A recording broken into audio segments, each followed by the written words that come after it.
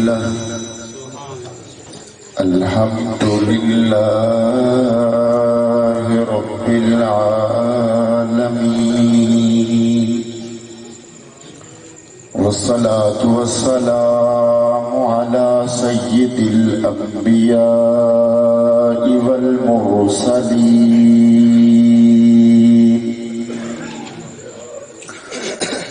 وعلى آله وأصحابه وصحبه أجمعين. أما بعد فأعوذ بالله من الشيطان الرجيم. بسم الله الرحمن الرحيم. لقد من الله على المؤمنين إذ بعث فيهم رسولا من أنفسهم يتلو عليهم آياته ويزكيهم ويعلمهم الكتاب والحكمة وإن كانوا من قبل لفي ضلال مبين. وقال النبي صلى الله عليه وسلم: من أحيا سنتي فقد أحبني ومن أحبني فكان معي في الجنة. سبحان ربك رب العزة عما يصفون وسلام على المرسلين والحمد لله رب العالمين.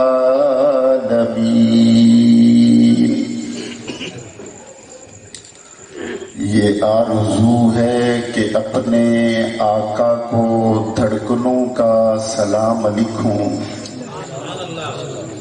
یہ آرزو ہے کہ اپنے آقا کو دھڑکنوں کا سلام لکھوں.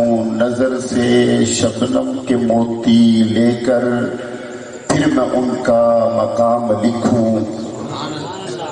میں ایک ادنا سا امتی ہوں، میں کیسے ان کا مقام لکھوں. خدا سے الفاظ سحر عطا ہوں تو پھر میں ان کے قدموں کے نام لکھوں. پتہ نہیں یہ میری عقیدت یا ان سے نسبت کا کوئی سلسلہ ہے. پتہ نہیں یہ میری عقیدت یا ان سے نسبت کا کوئی سلسلہ ہے کہ روزہ جب تک نہ دیکھ پاؤں بہشت کو نہ تمام لکھوں. اور پتھر کو یوں تراشا نگینا بنا دیا. پتھر کو یوں تراشا نگینا بنا دیا. صحرا کو مسکرا کر مدینہ بنا دیا. دونوں جہانوں کے پھولوں کی خوشبو نچوڑ کر، دونوں جہانوں کے پھولوں کی خوشبو نچوڑ کر رب نے میرے نبی کا پسینہ بنا دیا. اور پھول تو پھول ہیں، حسن کانٹوں میں بھی ہے. پھول تو پھول ہیں، حسن کانٹوں میں بھی ہے. لطف جنت سے بڑھ کر مدینے میں ہے. ایسی خوشبو کہاں کسی پھول میں، ایسی خوشبو کہاں کسی پھول میں جیسی خوشبو نبی کے پسینے میں. سبحان اللہ سبحان اللہ. انتہائی واجب الاحترام معزز محترم علماء کرام، دوستوں، بزرگوں، بھائیوں، آج پہلی مرتبہ اپنے برادر مکرم، اپنے بھائی حضرت مولانا مفتی عبدالباسط صاحب، مفتی محمد شریف صاحب، ان دونوں حضرات کی پرخلوص دعوت اور حکم پر آپ سے ملاقات کر رہا ہوں. دعا ہے مالک لم یزل سے کہ ہم سب کی اس حاضری کو اللہ اپنی بارگاہ میں شرف قبولیت عطا فرمائے۔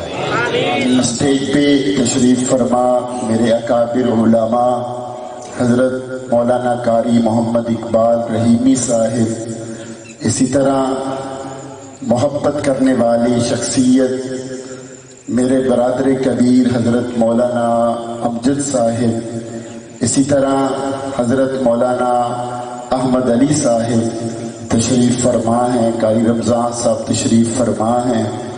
ان تمام حضرات کی دعاؤں کا سہارا لیتے ہوئے اللہ تعالیٰ شرح صدر کے ساتھ حق سچ کہنے کی توفیق عطا فرمائے۔ میں بلا کسی تاخیر کے اپنی بات کا آغاز کروں گا۔ صرف آپ سے میری ایک ہی التجا ہے، میں آپ سے نہیں کہوں گا آپ سبحان اللہ کہیں، آپ کا اپنا ذوق ہے، اپنی نیکیوں کے لیے آپ نے کہنا ہے، لیکن آپ میری معروضات کو توجہ سے سنیں گے انشاءاللہ۔ سنیں گے جو سنیں گے سبحان اللہ کہیں بلانا۔ یہ واگا واٹر والی نہیں بات کر رہے، پیچھے جو بیٹھے ہوئے ہیں وضو خانے کے پاس ان کی آواز نہیں آ رہی، ذرا بلند آواز سے کہہ دیں آپ بھی۔ جزاک اللہ۔ میں نے قرآن کریم کی ایک آیت مبارکہ خطبہ میں پڑھی ہے، بس اسی کے حوالہ سے عرض کرنا چاہوں گا۔ اللہ تعالیٰ نے اس آیت مبارکہ میں 5 امور کو ذکر فرمایا ہے۔ کتنے امور کو؟ 5 چیزوں کو ذکر فرمایا۔ ایک، اللہ تعالیٰ نے جناب نبی کریم صلی اللہ علیہ وسلم کو مبعوث فرمانے کا احسان ذکر۔ علماء کی توجہ چاہوں گا، جسے احسان بعثت کہتے ہیں۔ دوسرا احسان، اللہ تعالیٰ نے جناب نبی کریم صلی اللہ علیہ وسلم کو جن کے لیے بھیجا انہی کی جنس اور نوع میں سے بھیجا، اسے احسان بشریت کہتے ہیں۔ یہ 2 احسانات ذکر کرنے کے بعد جناب نبی کریم صلی اللہ علیہ وسلم کے 2 فرائض منصبی ذمہ داریوں کا اللہ نے ذکر فرمایا۔ نمبر 1، تعلیم کتاب و سنت۔ نمبر 2، تزکیہ نفس، تصفیہ قلب، تہذیب باطن۔ ان 4 امور کو ذکر کرنے کے بعد 5ویں چیز اللہ تعالیٰ نے جو ذکر فرمائی وہ حضور علیہ الصلاۃ والسلام کو انسانوں کی طرف بھیجنے کی وجہ اور سبب ذکر فرمائی۔ وَإِن كَانُوا مِن قَبْلُ لَفِي ضَلَالٍ مُّبِينٍ۔ اس آیت مبارکہ میں امور 5 کا ذکر ہے۔ 2 احسانات، 2 اللہ کے نبی صلی اللہ علیہ وسلم کی ذمہ داریاں، 5ویں نمبر پر بھیجنے کی وجہ اور سبب۔ سب سے پہلے نمبر پر اللہ تعالیٰ نے بعثت کا ذکر فرمایا لقد من اللہ علی المؤمنین۔ البتہ تحقیق اللہ تعالیٰ نے اہل ایمان پر بے بدل انعام فرمایا۔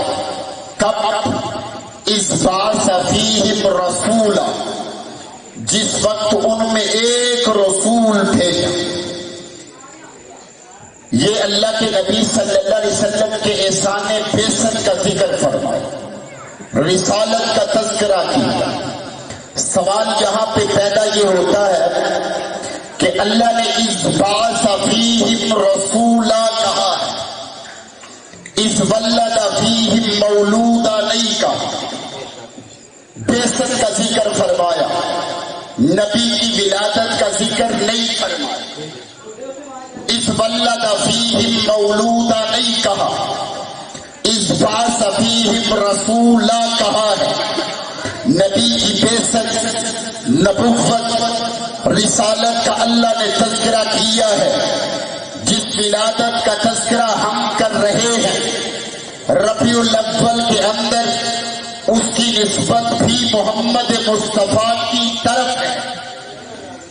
جس بعثت کا ذکر ہم کر رہے ہیں اس کی نسبت بھی مصطفیٰ کی طرف ہے۔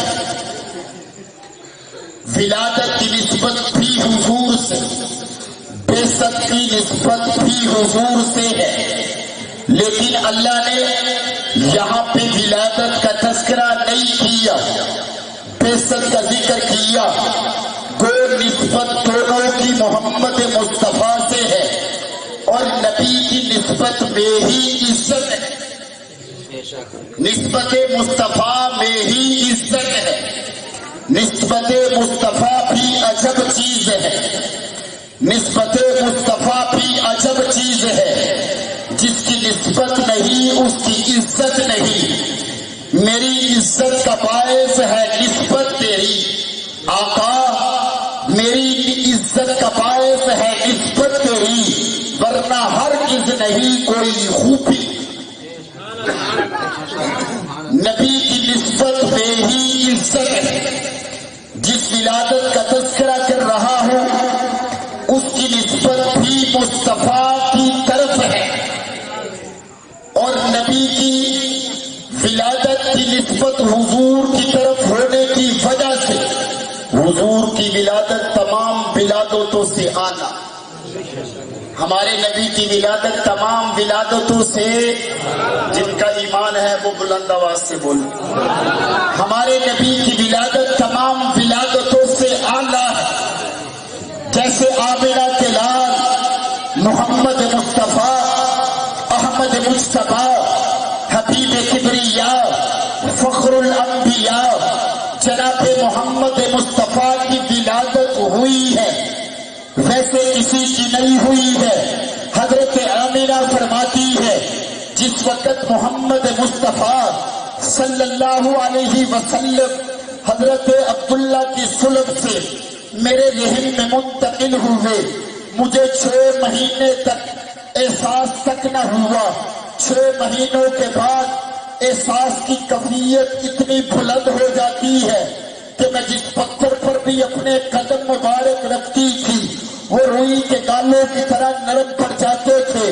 حضرت آمنہ فرماتی ہے جس وقت میں پہاڑوں کے درمیان سے گزرتی تو پہاڑوں کے ذرات بھی مجھے سلامیاں پیش کیا کرتے تھے۔ حضرت آمنہ فرماتی ہے جس وقت میں درختوں کے جھرمٹوں سے گزرتی تو درخت کی ٹہنیاں، شاخیں اور پتے بھی مجھے سلامیاں پیش کیا کرتے تھے۔ حضرت آمنہ فرماتی ہے جس وقت میں پانی بھرنے کے لیے کنویں کی منڈیر پہ جا کے کھڑی ہوتی تو مجھے ڈول ڈالنے کی ضرورت نہیں ہوتی تھی، بلکہ پانی خود کنویں کی منڈیروں کو چھونا شروع کر دیتا تھا۔ حضرت آمنہ فرماتی ہے جس وقت مصطفیٰ پیدا ہوئے میرے بدن سے ایک نور نکلا ہے، آسمان کے ستارے مجھ پہ جھک آئے تھے۔ حضرت شاہ ولی اللہ محدث دہلوی رحمہ اللہ فرماتے ہیں جس وقت مصطفیٰ پیدا ہوئے کسریٰ کے 14 کنگرے گر پڑتے ہیں، آتش کدائے فارس بھی بجھ جاتا ہے۔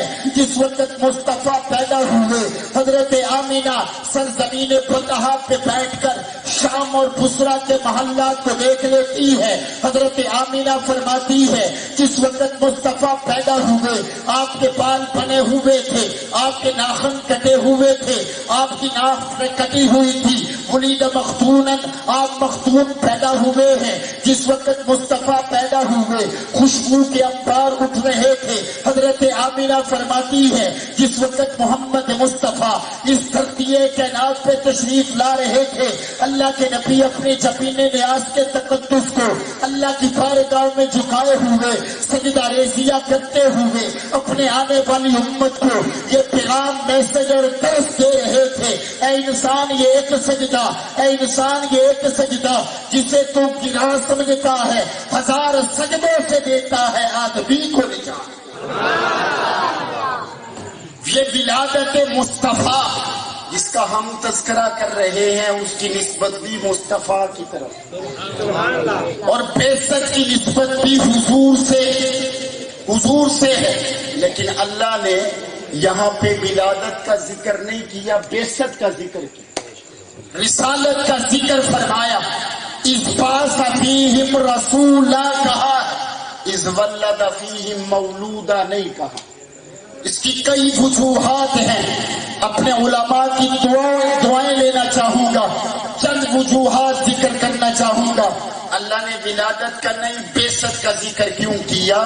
کیونکہ نبی کی ولادت اتفاقی چیز ہے، سب مانتے ہیں، متفق علیہ ہے، سبھی اقرار کرتے ہیں، اپنے بھی بیگانے نبی کی ولادت کا اقرار سبھی کرتے ہیں، اپنے تو کرتے ہی کرتے ہیں، کسی بیگانے سے بھی آج تک محمد مصطفیٰ کی ولادت کا انکار سننے اور دیکھنے کو نہیں، سبھی مانتے ہیں، نبی کی ولادت کے سبھی اقرار کرتے ہیں۔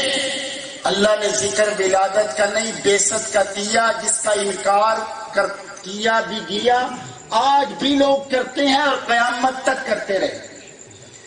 بعثت مصطفیٰ کے منکر کل بھی تھے، آج بھی ہیں، قیامت تک رہیں گے، جب تک یہ دنیا رہے گی، حق و باطل کی کشمکش رہے گی۔ نبی کے بعثت کے منکر کل بھی تھے، آج بھی ہیں، قیامت تک رہیں گے۔ اللہ نے اس وجہ سے ولادت کا نہیں بعثت کا ذکر کیا، بعثت کا ذکر کیا۔ دوسری وجہ یہ ہے کہ اللہ نے ولادت کا نہیں بعثت کا ذکر کیا کیونکہ ولادت ذریعہ ہے اور بعثت اس سے مقصود ہے۔ ولادت ذریعہ ہے اور مقصود نبی کی بعثت، نبوت، رسالت، اس لیے اللہ نے ذکر بھی ولادت کا نہیں بعثت کا۔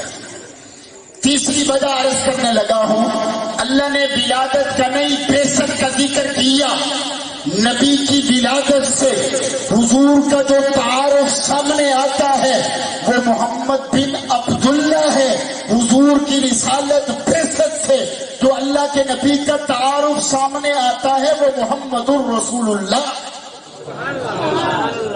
محمد الرسول اللہ ہے۔ اور یہ تعارف محمد بن عبداللہ سے محمد الرسول اللہ، یہ تعارف قوی، طاقتور ہے، تکڑا ہے۔ آپ کہیں گے کیسے؟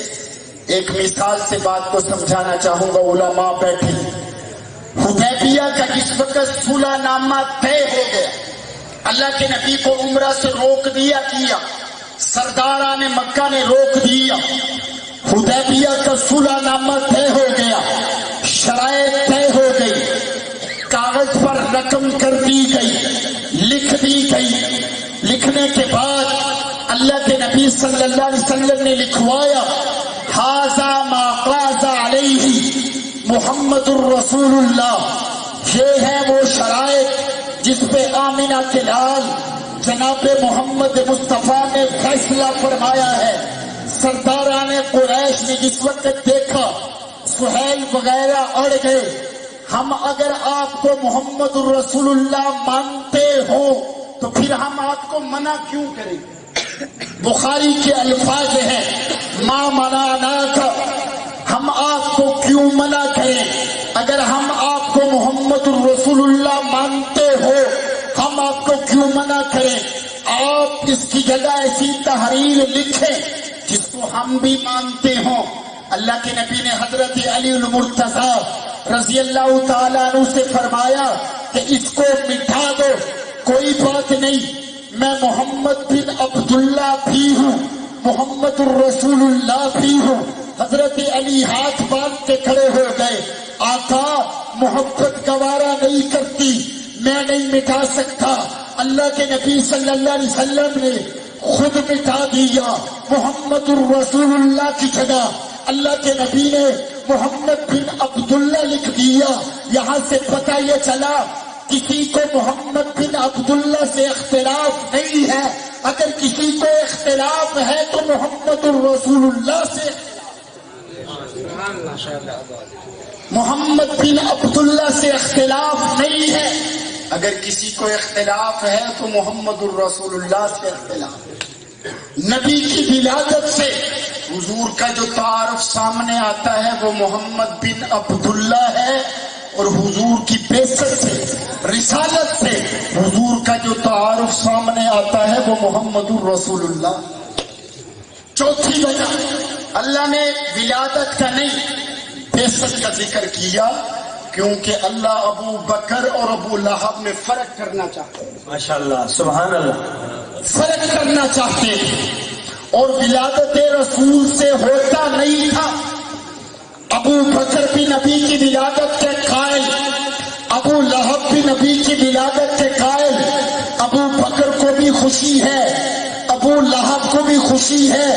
اللہ نے جناب والا نبی کی ولادت کا نہیں بعثت کا ذکر فرمایا تاکہ دونوں میں فرق ہو جائے۔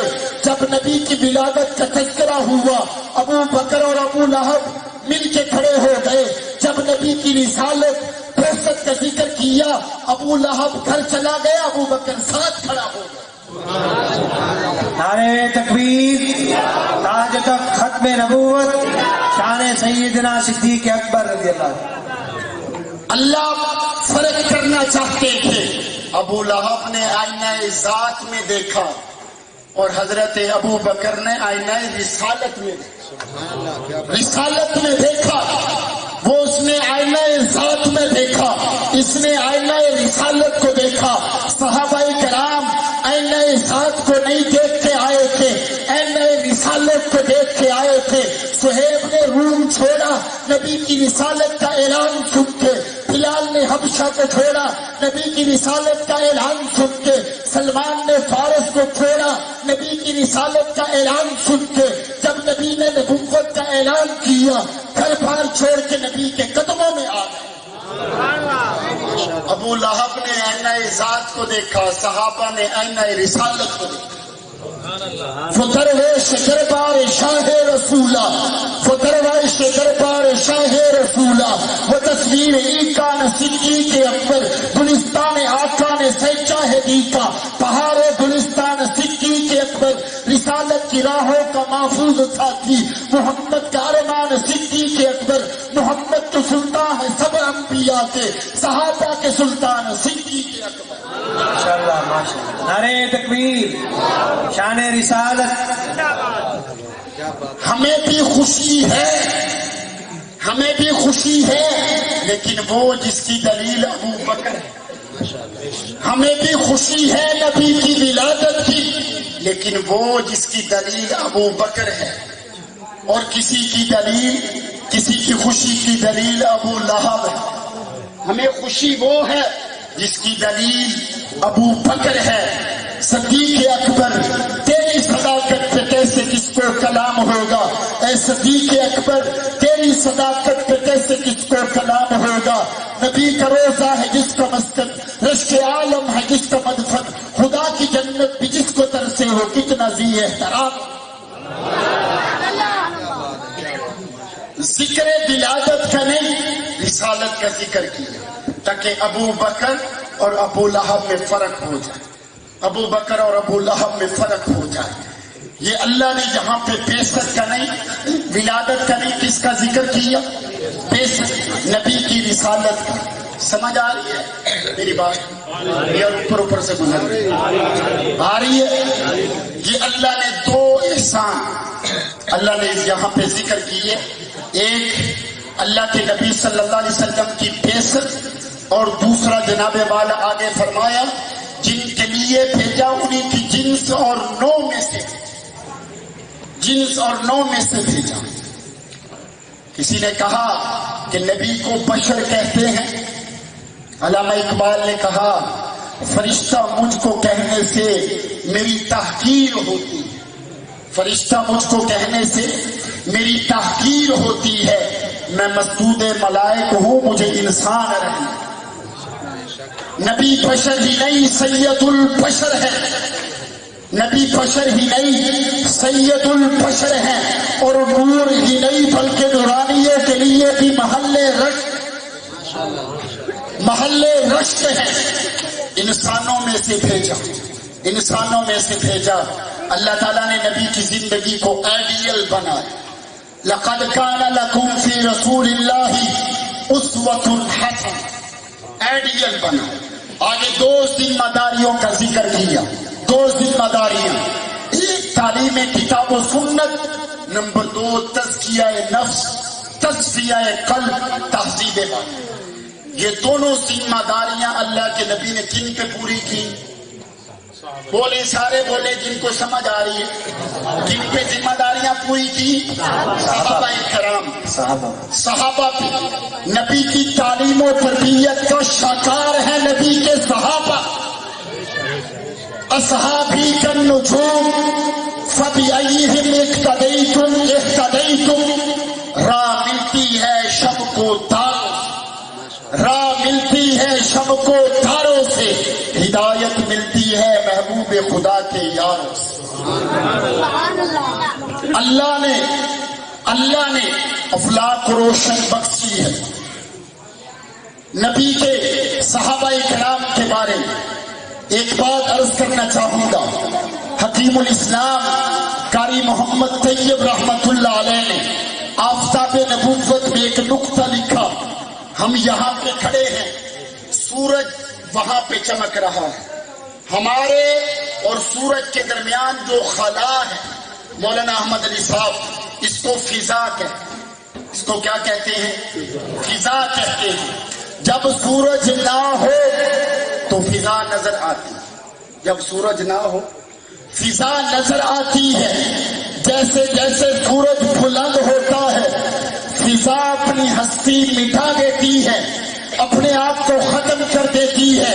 جس وقت جناب نبی کریم صلی اللہ علیہ وسلم نے نبوت کا اعلان نہیں کیا تھا، ظہور اسلام سے پہلے صحابہ کرام کا تمدن تھا، ان کی تہذیب تھی، ان کی ثقافت تھی، ان کا کلچر تھا. لیکن جس وقت آمینہ کے لال جناب نبی کریم صلی اللہ علیہ وسلم کی صورت میں آفتاب نبوت طلوع ہوا، اللہ نے قرآن میں فرمایا یا ایھا النبی انا ارسلناک شاہدا ومبشرا ونذیرا وداعیا الی اللہ بإذنہ وسراجا منیرا.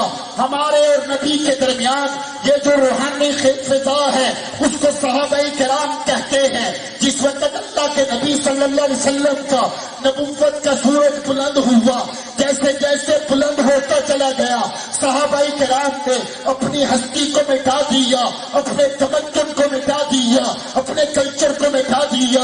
ہر ایک کی صورت میں نبی نظر آتے تھے، ہر ایک نبی کے صحابی میں محمد مصطفیٰ نظر آتے تھے. حضرت ابو بکر صدیق میں نبی کی صداقت نظر آتی ہے، حضرت عمر میں نبی کی عدالت نظر آتی ہے، حضرت عثمان میں نبی کا حیا نظر آتا ہے، حضرت علی المرتضیٰ میں نبی کی شجاعت نظر آتی ہے، حضرت امیر معاویہ میں نبی کی فراست نظر آتی ہے.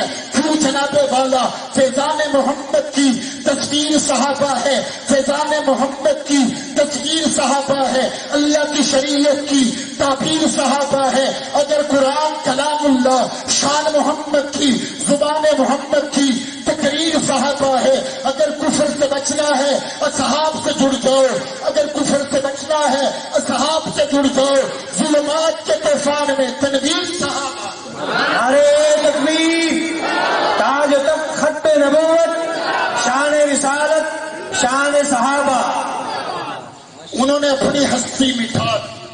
نبی کی تعلیم و تربیت کا شاہکار ہے نبی کے صحابہ، شاہکار ہے. انہوں نے مٹا دیا اپنے آپ کو، اپنا تمدن مٹا دیا، تہذیب مٹا دی، ثقافت اور کلچر مٹا دیا، نبی کے رنگ میں رنگے. ہر ایک نبی کے صحابی میں محمد مصطفیٰ نظر آتے. یقین نہیں آتا جب 10,000 صحابہ کرام رومیوں کے مقابلے میں نکلے. 10,000 صحابہ ہیں، مد مقابل 30,000 رومیوں کی فوج. فوجی 30,000، صحابہ 10,000. صحابہ 10,000 ہیں، نہتے ہیں، اسلحہ نہیں ہے، اور رومیوں کے پاس اس وقت کا جدید اسلحہ، لیکن 10,000 صحابہ سے ڈر رہے ہیں. مشورہ بلایا، میٹنگ بلائی کہ کیسے ان کو حاکم نہیں محکوم بنا سکے. غالب نہیں مغلوب کر سکے، مشورہ دو۔ ایک سمجھدار آدمی نے کہا مجھے لگتا یوں ہے کہ یہ نبی کے صحابہ اپنی تلواروں کی قوت کے بل بوتا پہ نہیں لڑتے، بلکہ کوئی مخفی طاقت ہے۔ وہ مخفی طاقت کیا ہے؟ وہ مخفی طاقت ان کے اعمال صالحہ، کسی طرح ان کے نیک اعمال کو سلب کر لیا جائے، پھر یہ حاکم نہیں محکوم بنیں گے، غالب نہیں مغلوب بنیں گے۔ انہوں نے کہا پھر مشورہ دو، کیا کیا جائے؟ اس نے کہا مشورہ میں دیتا ہوں، کام آپ لوگ کر لیں۔ نوجوان میری یہ بات بڑی غور سے سنیں، مشورہ میں دیتا ہوں، کام آپ لوگ کر لیں۔ مشورہ کیا ہے؟ عرب کی خوبصورت ترین لڑکیاں صحابہ کرام کے راستے کی دونوں طرف کھڑی کر دی جائیں۔ عرب کی خوبصورت ترین لڑکیاں صحابہ کے راستے کی دونوں طرف کھڑی کر دی جائیں، جہاں سے صحابہ نے گزرنا ہے۔ وہ لڑکیاں گانا بھی گائیں، اپنا جسم بھی نبی کے صحابہ کے سامنے پیش کریں۔ اگر محمد عربی کا کوئی ایک صحابی کسی گناہ میں مبتلا ہو گیا تو وہ غیبی قوت ان سے اٹھ جائے، پھر یہ حاکم نہیں محکوم بنیں گے، غالب نہیں مغلوب بنیں گے۔ بالکل اسی طرح کیا گیا۔ عرب کی خوبصورت ترین لڑکیاں صحابہ کرام کے راستے کی دونوں طرف کھڑی کر دی گئی۔ جب صحابہ کرام کا قافلہ ان لڑکیوں کے پاس پہنچتا ہے تو نبی کے صحابہ کا کمانڈر صحابہ کرام کو مخاطب کر کے کہتا ہے، اے نبی کے صحابہ، یہ کفر کی ایک سازش ہے، میں تمہیں حکمن کہتا ہوں اپنی نظروں کو نیچے کر کے گزر جانا، کسی ایک صحابی کی نظر بھی اٹھنے نہ پائے۔ 10,000 صحابہ ان لڑکیوں کے پاس سے اس طرح سے گزر جاتے ہیں کہ کسی ایک صحابی کی نظر بھی اٹھنے نہیں پاتی۔ صحابہ کرام کے آخری افراد ان لڑکیوں کے پاس سے گزر رہے ہوتے ہیں۔ ایک لڑکی نے آگے بڑھ کے کہا، ارے پگلیو، اپنا وقت کیوں ضائع کرتی ہو؟ یہ تو اندھے ہیں، تمہیں دیکھ نہیں سکتے، یہ تو نبینے ہیں، تمہیں دیکھ نہیں سکتے، میری بات مانو، اپنے گھروں کو واپس پلٹ جاؤ۔ دوسری نے آگے بڑھ کے کہا، یہ بات غلط ہے، اگر یہ اندھے ہوتے یہ جہاد میں کیسے جاتے؟ اگر یہ اندھے ہوتے یہ گھوڑ سواری کیسے کرتے؟ اگر یہ اندھے ہوتے یہ نیزہ بازی کیسے کرتے؟ اگر یہ اندھے ہوتے یہ تلوار زنی کیسے کرتے؟ اصل بات میں بتاتی ہوں، یہ اندھے نہیں ہیں، یہ آنکھوں والے ہیں، لیکن یہ انسان نہیں ہے بلکہ یہ فرشتے ہیں۔ تیسری نے آگے بڑھ کے کہا، یہ بات بھی غلط ہے، یہ اندھے نہیں ہے، یہ آنکھوں والے ہیں، لیکن یہ انسان، یہ فرشتے نہیں ہے بلکہ یہ انسان ہے۔ پھر یہ ہماری طرف دیکھتے کیوں نہیں؟ نہ دیکھنے کی وجہ یہ ہے کہ محمد عربی نے ان کے اخلاق کو، ان کے حیا کو اتنا بلند و بالا کر دیا ہے کہ اب ان کی آنکھیں نکل تو سکتی ہیں لیکن غیر محرم کو کبھی نہیں دیکھ سکتی۔ ارے تکبیر! شان رسالت، تاج و تخت ختم نبوت، شان صحابہ، عظمت صحابہ، یہ نبی کی تعلیم و تربیت کا شاہکار، حضرت مولانا محمد ابراہیم حنفی صاحب شاہکار ہے۔ زندہ باد حضرت مولانا ابراہیم حنفی صاحب۔ آپ دعا بھی کریں کہ اللہ تعالیٰ مزید اس برادر کو مزید دین کی خدمت کے لیے قبول کرے۔ شاہکار ہے نبی کی تعلیم و تربیت، شاہکار ہے۔ انہوں نے سب کچھ حضور پہ لوٹا دیا، جان بھی، مال بھی، عزت و آبرو سب لٹا دیا، سب لٹا دیا۔ آخر میں بات ایک عرض کرنا چاہوں گا، یہ علماء جو آج دین کا جھنڈا لے کے نبی کی عزت و عظمت، صحابہ کرام کی عزت و عظمت، اسلام کے کام کر رہے ہیں، آپ کو چاہیے آپ ان علماء کا ساتھ دیں، آپ ان علماء کا ساتھ دیں جو آج بھی نبی کے دین کی بقا کے لیے آج بھی دین کے کام کر رہے ہیں۔ جب یہ ساری کفریہ طاقتیں انہی کے پیچھے لگی، انہی کو مٹانا چاہتی ہیں، ان مدارس کو ختم کرنا چاہتی ہیں، آپ کو چاہیے ان کے دستے بازو میں بنیں گے تو کہتے بنیں گے، ہاتھ کھڑا کریں، ان مدارس کا ساتھ دیں گے۔ قریب اقبال رحیمی صاحب تشریف فرمائیں، ان کا ادارہ مدرسہ عربیہ اشاعت العلوم، آپ کے ادارے علاقے میں دین کا کام کر رہا ہے. آپ کو چاہیے آپ ان کے دستے بازو ان کے ساتھ تعاون کریں. صحابہ کرام نے دین کی بقا کے لیے سب کچھ لٹایا، سب کچھ لٹایا. میں تفصیلات میں نہیں جانا چاہتا، ایک واقعہ عرض کروں گا آپ کے ایمان کی تازگی کے لیے. خلیفہ ثالث حضرت عثمان بن عفان سب کہہ دیجیے رضی اللہ عنہ، نبی کے داماد، نبی کے داماد ہیں، دوہرے داماد، دوہرے داماد. دو نبی کی بیٹیاں حضرت رقیہ اور ام کلثوم، یہ دونوں حضرت عثمان کے نکاح میں آئے. اللہ کے نبی نے فرمایا عثمان کاش میری 40 بیٹیاں، بلکہ ایک روایت کا سہارا نو. اللہ کے نبی نے فرمایا عثمان 40 نہیں کبھی کاش میری 100 بیٹیاں. عثمان میں ایک ایک کر کے تیرے نکاح میں دیتا چلا. حضرت ابو بکر صدیق کے دور خلافت میں مدینہ میں قحط پڑ گیا، غلہ ختم ہو گیا.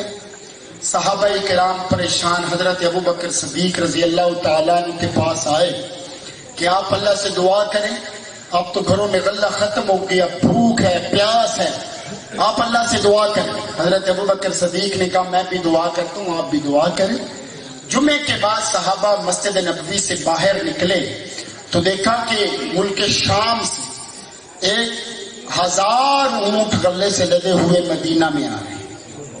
مدینہ کے سارے تاجر اس جستجو میں لگے کہ پتہ کرو یہ غلہ ہے کس کا. ہم مدینہ سے باہر ہی سودا کریں گے، جیسے آج ہوتا ہے ہم سٹاک کر لیتے ہیں، جب گندم ختم ہوگی بازاروں میں تو ہم مہنگے دامن فروخت کریں گے. ہماری بھی سوچ. حضرت عثمان رضی اللہ تعالیٰ عنہ کا ان تاجروں کو پتہ چلا کہ اس غلے کا مالک حضرت عثمان رضی اللہ تعالیٰ. سارے تاجر حضرت عثمان کے پاس آ گئے، بتاؤ کتنے پیسے لو، کتنے میں غلہ ہمیں فروخت کرو. حضرت عثمان نے کہا تم مجھے بتاؤ تم مجھے کتنا پیسہ دو گے. انہوں نے فرمایا ہر سا کے بدلے، آج کی زبان میں کہیں کہ 1 من کے بدلے ہم آپ کو 4000 روپے دیں. حضرت عثمان نے کہا مجھے اس سے زیادہ ملتا. انہوں نے کہا کہ ہر من کے بدلے، ہر سا کے بدلے 5 درہم دیں. حضرت عثمان نے کہا مجھے اس سے بھی زیادہ ملتا ہے. انہوں نے کہا جناب والا 6 درہم دیں گے. حضرت عثمان نے کہا مجھے اس سے زیادہ ملتا ہے. 7 دیں گے. حضرت عثمان نے کہا مجھے اس سے بھی زیادہ ملتا ہے. وہ جناب والا 10 تو یہاں دیتا ہے، 70 آخرت میں. انہوں نے کہا کہ مدینہ کے تاجر ہم ہیں، مدینہ کے بیپاری ہم ہیں، تمہیں کون دیتا ہے، ہمیں نام بتاؤ. حضرت عثمان نے کہا نام بتاتا نہیں بلکہ دکھاتا. مدینہ کے چوک کے اندر کھڑے ہو کے 1000 اونٹ غلے سے لدے ہوئے خالی کر دیے اور اعلان کیا مدینہ کے یتیموں اپنے گھروں سے باہر نکل آؤ، مدینہ کی بیواؤں اپنے گھروں سے باہر نکل آؤ. آج غلہ تقسیم نہیں کیا جائے گا بلکہ غلہ لٹایا جائے گا. تقسیم اور لٹانے میں ایک بنیادی فرق ہوتا ہے. تقسیم میں دینے والے کی مرضی ہوتی ہے میں جتنا مرضی دوں، اور لٹانے میں لینے والے کی مرضی ہوتی ہے. حضرت عثمان نے کہا میں نہیں کہوں گا اتنا لے جاؤ بلکہ جتنی ضرورت ہے اتنا لے جاؤ. مدینہ کے یتیم ختم ہو سکتے ہیں، عثمان کا غلہ ختم نہیں. لٹایا سب کچھ اسلام کے لیے، اسلام کی اشاعت